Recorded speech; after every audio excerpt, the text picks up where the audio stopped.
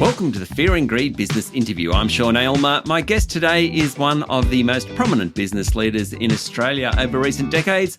Nicholas Moore spent more than 30 years at Macquarie Group, including a decade as CEO. In 2022, he was asked by the Prime Minister to become Australia's special envoy for Southeast Asia. The purpose of the role is to lead the development of a national strategy for greater trade and investment between Australia and Southeast Asian nations. It's an enormous opportunity for Australian business and one that we need to move quickly on before we miss out. Nicholas Moore AO, welcome to Fear and Greed. Thanks, Sean. Thank you very much for having me. You've spoken about the fact that Australia's foreign direct investment is higher into New Zealand than it is into Southeast Asian nations. I'm not quite sure whether that's still the case, but I'm sure the trend is still the same. Why is that? Why do we go to New Zealand and not these incredibly populous countries above us? I think that's a good question, but I think the bigger question, Sean, is when you look at both of them, I think Southeast Asia is 3%, New Zealand's 4%. Obviously, it's a very small percentage of our overall foreign direct investment and our foreign investment overall, which is growing. Now, most of that is going to the major markets and has historically. So it's going to the United States, of course, biggest market in the world. It's going to Europe. It's going to North Asia, Japan, Korea, and China. So I think it's just a question of scale that obviously the bigger capital markets will attract the most money. So we use it as an interesting juxtaposition, New Zealand being, of course, small, Southeast Asia being very large. But the way we'd like to think about Southeast Asia is not as a comparator to New Zealand, of course, but to those bigger markets, because we know Southeast Asia is our second largest trading partner, and from a global growth viewpoint, seems to be growing a rate either the fastest in the world or the second fastest after India, depending which set of numbers you assume. So what we'd like to be having people think about Southeast Asia is comparing it to the investment opportunities in India, in Europe, and in North America, and to be thinking that it is going to be a very substantial part of the world in the future. It is today, but it will continue to be. So why haven't we done it yet? Is it the capital markets issue, the fact that whether you're raising money there, whether the rule of law there is different, culturally it's different? Why is it, though, given how close it is to us, we haven't gone there before now? I mean, you know this, Sean, that Australian businesses tend to be domestically focused. Australia has been a very strong economy. We've had good economic growth. We've had good demographics supporting the growth here. So there's been a lot of opportunities onshore. And when people go offshore, only, obviously successful companies will look to go offshore. The natural place to go again is the bigger market. So you are going to look at the US market. It's many times larger than Australia, or you look at the UK, or you look at Europe. They're just bigger markets. So historically, Southeast Asia has been a lot smaller, and obviously we're talking about at least 10 different countries, depending how you define them in the region, but 10 different countries. Each one of them, of course, small compared to the scale of the United States or the scale of the UK is historically. But of course, as time goes on, we're seeing the growth in absolute size of these markets becoming bigger and bigger, and the growth rates of these countries, obviously, as I mentioned before, becoming very attractive indeed. So I think it's a question of, as time goes on, these markets will become more attractive. And we've seen that in terms of the rest of the world investing in the region. So if we go back in terms of the charts that we put in the pack, you can see Australian investment in the region was about 3.5%. It went up to about 7%, and now it's come down recently to about 3.5%, 3.2%. The rest of the world was at a similar level to us, and it's actually now at 7%. So I think that's a good measure. The rest of the world is putting 7% of their foreign direct investment in the region, and we're putting half of that. So I think it's a good measure in terms of the relative opportunities there. It's a good look, looking to see what the rest of the world, the United States, the Europeans, the Canadians, what are they investing there? And we're certainly underinvesting. And so that's a clear fact. And the question is, why is that the case, given it's on our doorstep? Now, I think the international companies have scale benefit. A lot of the companies who are investing there are bigger than our companies, particularly in the sectors that are seeing a lot of investment, including things like manufacturing in the region. So we're seeing a lot of growth from around the world, particularly with the China plus one story of people seeking to hedge their bets. They're not putting all their money in China. They're actually building capacity in the region as well, and that includes Chinese companies. A lot of the investors in the region, of course, are Chinese companies. So I think it comes down to the nature of our businesses, the size of our businesses relative to the rest of the world.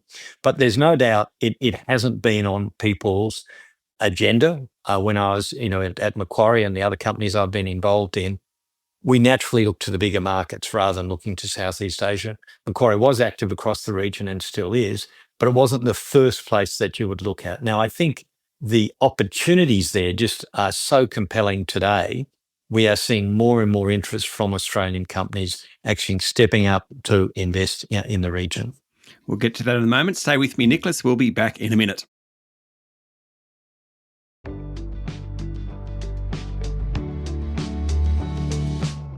I'm speaking to Nicholas Moore, Australia's Special Envoy for Southeast Asia. So where are those opportunities that you're talking about for Australian companies? Well, we can see companies are active already, across the region.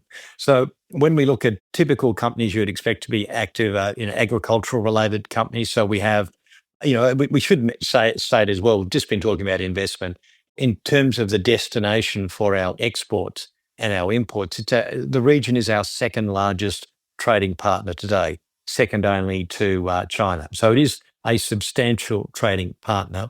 And so we're seeing a lot of Australian companies involved in that trade who've got operations in the region. So obviously agricultural exports, they're active in the region, continuing to be active in the region, looking at further processing both in Australia and in the region. In terms of commodities, mineral commodities, power, coal, gas, and of course increasingly renewables, we're seeing increasing levels of activity, particularly in the renewable space. A lot of people in the region, interestingly, a lot of the regional players have invested in Australian renewable projects. So companies out of Malaysia, Indonesia, and the Philippines who invested in Australia and Thailand have invested in Australian renewable projects. One, because they look at like a good investment, but secondly, to get the expertise because their renewable challenge is, well, obviously their economy is bigger. So I was going to say equal or greater, but greater than ours. So it's a great opportunity. So they're looking at what they can learn from us, and similarly, our developers, including my former shop of Macquarie, are looking at renewable investments across the region. Other areas of interest where Australia has been strong include projects and construction. Leighton's historically, of course, the old Leighton's was very active across the region, but Australian infrastructure investors are actually looking across the region because the model many of us have looking at what's happening in the region is it's very similar to what we saw in North Asia. So if you think of after the Second World War, in the 50s, we saw the industrialization of Japan, then we saw Korea, then we saw Taiwan, and then, of course, most recently, we've seen China. So the model there of that export-led growth, that focus on infrastructure development domestically, manufacturing domestically, building up skills through education, all that sort of element we're seeing playing out in South Asia. So again, from an Australian viewpoint, obviously, it's selling into that manufacturing base, selling into that development of the infrastructure base, which means investment, but it also means things like engineers. So our engineers and service providers, our lawyers have been active in terms of that project management. And of course, education. So education is our largest non-commodity export to the region, our largest services export. I think we have over 200 different educational institutions active in the region and increasingly on the ground. So the number one university in Malaysia, certainly we would say, is Monash University. So Monash University is the number one university we would claim in Malaysia. In Vietnam, RMIT is the number one university in Vietnam, and there's two campuses there.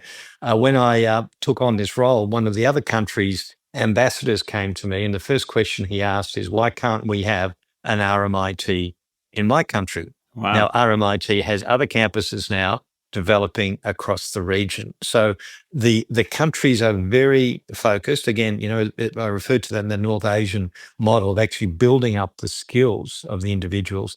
They're very focused on building the capabilities within their people that they can actually embrace this growth opportunity. And our universities, and not just our universities, but our other vocationally focused institutions, see a great opportunity. They're building campuses there. They obviously have a lot of students from Southeast Asia here in Australia at the moment being educated, and a very large alumni. We think over 250,000 leading business figures in the region have been to Australian universities.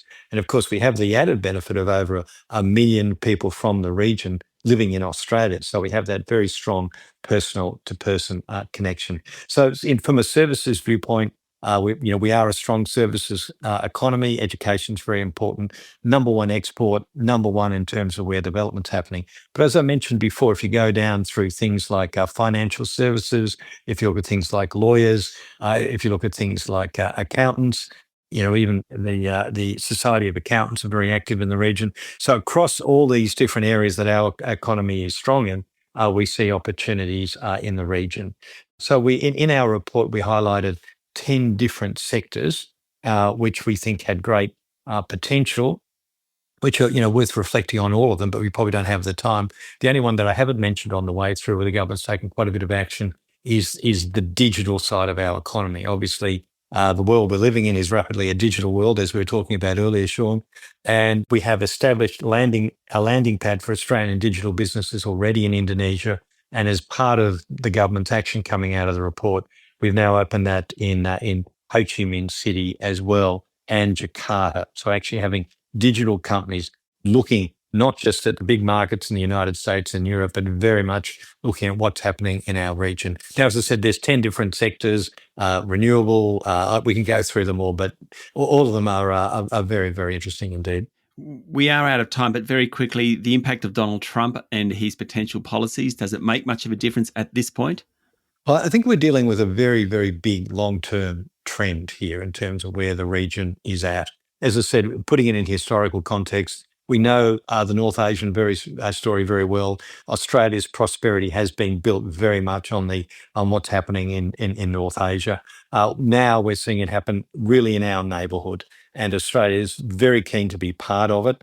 We know it's going to be a great success. We know we will benefit from it. Australia will benefit from what's happening in the region. It's a question of how much more we can benefit from it than we did with North Asia. Now, all the signs are we can benefit a lot more. If you think about where Japan was in 1950, we don't have the diaspora, the Japanese diaspora in Australia. We don't have the Australian universities that we have operating across the region. We don't have the alumni. We don't have the people-to-people links. This is not our second largest trading partner. So all of those different elements suggest that we will have a great future in the region.